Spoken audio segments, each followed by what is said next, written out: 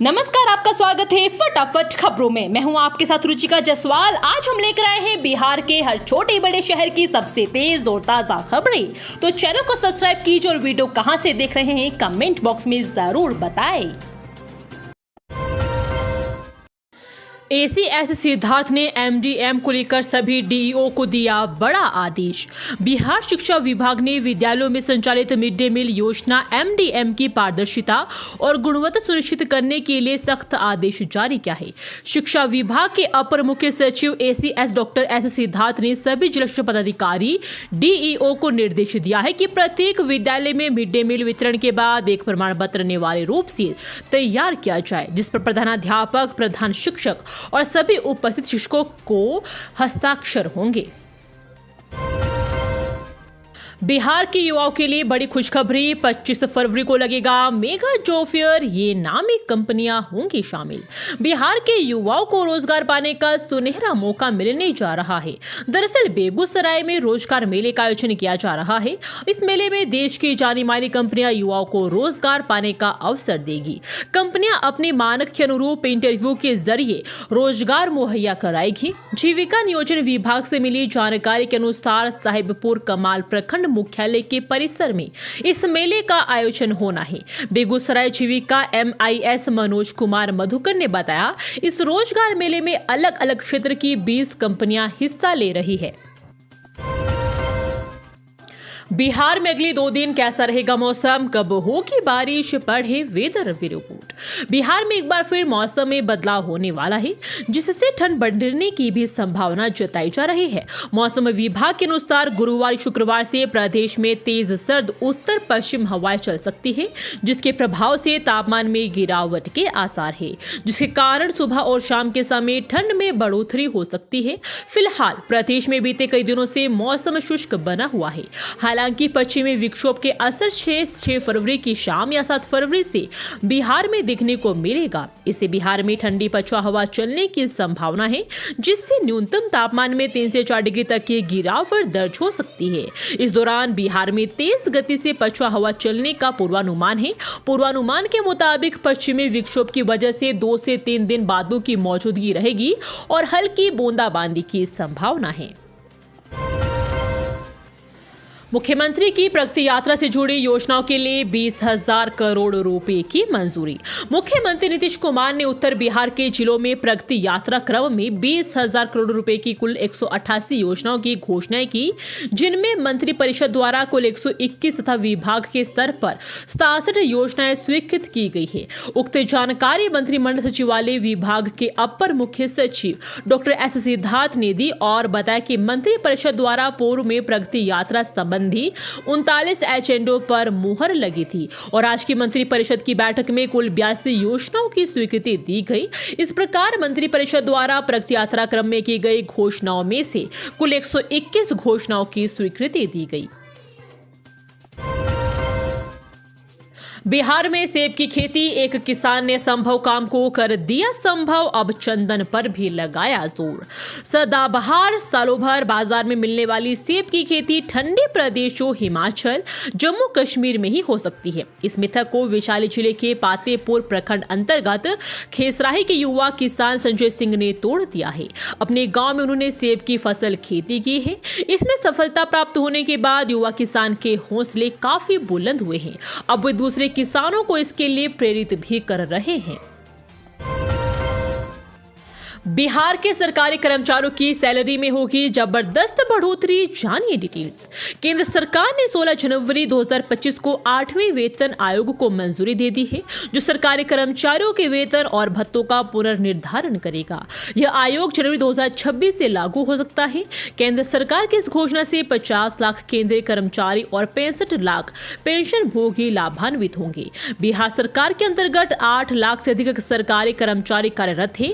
जब केंद्र सरकार वेतन आयोग की सिफारिशें लागू करती है तो राज्य को भी इसे अपनाने के निर्देश दिए जाते हैं। हर राज्य अपनी आर्थिक स्थिति और बजट के अनुसार इसे लागू करता है। खुश खबरें। बिहार में 2000 से ज्यादा लेक्चरों की नियुक्ति, 19 फरवरी से साक्षात्कार। बिहार राज्य विश्वविद्यालय सेवा आयोग ने अब तक 39 विषयों में 2707 सहायक प्राध्यापकों की अनुशंसा कर सरकार को भेज दिया है। शेष 13 विषयों का साक्षात्कार होना बाकी है। वर्ष 2020 में 52 अलग अलग विषयों में 4638 सहायक प्राध्यापकों की नियुक्ति के लिए विज्ञापन जारी किया गया था। आयोग के अध्यक्ष प्रोफेसर गिरीश कुमार चौधरी ने बताया कि 39 विषयों का साक्षात्कार पूरा हो चुका है। शेष 13 विषयों में 1931 रिक्तियों के लिए साक्षात्कार होना बाकी है। इतिहास विषय का साक्षात्कार 19 फरवरी से शुरू हो जाएगा। यह 24 फरवरी तक आयोजित किया जाएगा। इसमें साक्षात्कार के लिए 1091 अभ्यर्थियों को आमंत्रित किया गया है। इतिहास विषय में 316 रिक्तियों को भरा जाना है। इतिहास विषय के लिए 5021 आवेदन प्राप्त हुए थे। बिहार लोक सेवा आयोग की इस भर्ती के लिए नहीं मिला योग्य उम्मीदवार, अधियाचना वापिस। बिहार लोक सेवा आयोग ने गृह विभाग पटना के अधीन अग्निशमन सेवा अंतर्गत राज्य अग्निशमन परामर्शी एवं सलाहकार के पद के लिए नियुक्ति प्रक्रिया में एक महत्वपूर्ण अपडेट जारी किया है। आयोग द्वारा प्रकाशित विज्ञापन संख्या 31/2024 के तहत इस पद पर नियुक्ति की प्रक्रिया चल रही थी, लेकिन किसी भी उम्मीदवार को इस पद के लिए सुयोग्य नहीं पाया गया। इसके कारण आयोग ने गृह विभाग बिहार को अधियाचना वापस कर दी। बिहार लोक सेवा आयोग द्वारा जारी सूचना के अनुसार इस पद के लिए जारी की गई नियुक्ति प्रक्रिया अब स्थगित कर दी गई है। सम्राट चौधरी बोले, बिहार के जातीय सर्वेक्षण पर सवाल उठाना राज्य का अपमान, राहुल गांधी से मांगा यह जवाब। बिहार के उप मुख्यमंत्री सम्राट चौधरी ने कांग्रेस नेता राहुल गांधी द्वारा जातीय सर्वेक्षण पर उठाए गए सवालों को बिहार का अपमान करार दिया है। उन्होंने कहा कि बिहार विधानमंडल में सर्वसम्मति से पारित प्रस्ताव के अनुसार यह सर्वेक्षण कराया गया। इस पर प्रश्न उठाकर राहुल गांधी बिहार की जनता की भावना का अनादर कर रहे हैं। सम्राट चौधरी ने राहुल गांधी पर निशाना साधते हुए कहा कि वह संविधान की फर्जी कॉपी लेकर घूमने से संविधान की रक्षा नहीं कर सकते। उन्होंने सवाल किया कि कांग्रेस ने अपने 60 साल के शासनकाल में जातीय जनगणना क्यों नहीं कराई। अगर कांग्रेस वास्तव में सामाजिक न्याय की पक्षधर थी तो उसने इतने वर्षों तक इस मुद्दे पर चुप्पी क्यों साधे रखी। जेईई मेन 2025 सेशन 1 की उत्तर कुंजी जारी, यहां दिए डायरेक्ट लिंक से करें चेक। नेशनल टेस्टिंग एजेंसी ने जेईई मेन 2024 सेशन 1 की आंसर की जारी कर दी है। जो भी उम्मीदवार इस परीक्षा में शामिल हुए थे वो जेईई मेन एनटीए की ऑफिशियल वेबसाइट jeiimain.nta.nic.in पर जाकर आंसर की देख और उसे डाउनलोड कर सकते हैं। प्रोविजनल आंसर की जारी होने के बाद अनंतिम उत्तर कुंजी छात्रों के लिए वेबसाइट पर ओपन रहेगी ताकि वे प्रश्नों के उत्तर को चुनौती दे सके। एचपीवी टीका लगाने वाला देश का पहला राज्य बना बिहार। विश्व कैंसर दिवस पर हुई शुरुआत। गया में बालिकाओं को गर्भाशय ग्रीवा के कैंसर सुरक्षित रखने के लिए स्वास्थ्य विभाग की ओर से जिले में मुख्यमंत्री बालिका कैंसर प्रतिरक्षण योजना की शुरुआत मंगलवार को विश्व कैंसर दिवस के मौके पर की गई। इस दौरान जिले से 9 से 14 वर्ष आयु वर्ग की चिन्हित बालिकाओं को ह्यूमन पेपिलोमा वायरस टीका का पहला डोज लगाकर गर्भाशय कैंसर सुरक्षित रखने की विशेष पहल की शुरुआत हुई। विश्व कैंसर दिवस के मौके पर जयप्रकाश नारायण सदर अस्पताल परिसर में एक कार्यक्रम का आयोजन कर टीकाकरण की शुरुआत की गई। गवर्नमेंट इंजीनियरिंग कॉलेज बांका में खोला गया हेल्थ सेंटर, छात्रों को मिलेगी मेडिकल की सुविधा। विज्ञान प्रावैधिकी एवं तकनीकी शिक्षा विभाग बिहार सरकार के अंतर्गत संचालित राजकीय अभियंत्रण महाविद्यालय बांका के विद्यार्थियों के स्वास्थ्य देखभाल को प्राथमिकता देते हुए महाविद्यालय परिसर में एक स्वास्थ्य उपकेंद्र की स्थापना की गई है।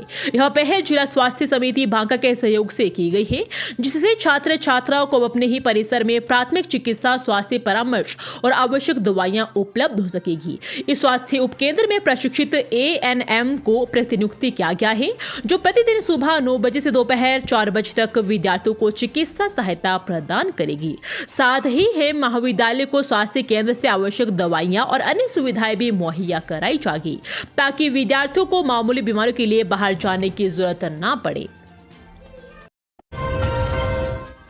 ये थी आज की फटाफट खबरें। हम मिलेंगे अगले बुलेटिन में, तब तक के लिए धन्यवाद। जय हिंद।